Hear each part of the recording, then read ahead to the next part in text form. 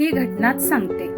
प्रेम आणि आधार, माणूस असो वा प्राणी, सगळ्यांनाच हवा असतो. जपानमधील एका छोट्याशा प्राणी संग्रहालयातील ही गोष्ट सध्या जगभर व्हायरल झालेली आहे. जपानच्या इचिकावा सिटी झू मधील पंच नावाचा लहानसा जपानी माकड जन्मल्यानंतर काही दिवसातच आईपासून वेगळा राहू लागला. आईने त्याला स्वीकारलं नाही, त्यामुळे पंच एकटाच राहू लागला. त्याला त्याच्या आजूबाजूच्या सहकाऱ्यांनीही स्वीकारलं नाही, त्यामुळे पंच खूप घाबरला आणि एकाकी राहू लागला. त्याला भावनिक आधार मिळावा म्हणून झूच्या कर्मचाऱ्यांनी त्याला एक मऊसूद प्लश टॉय दिला.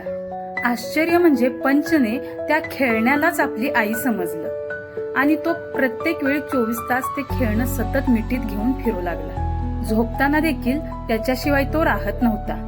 पंचचे हे भावनिक आणि गोंडस फोटो व्हिडिओ पाहून अनेकांनी त्याच्यासाठी प्रेम आणि भावना व्यक्त केल्या.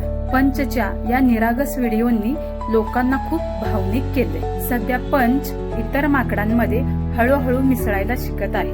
ही गोष्ट आपल्याला एक साधा पण महत्वाचा धडा शिकवून जाते. प्रेम आणि आधार कोणालाही लागतो, मग तो माणूस असो किंवा प्राणी.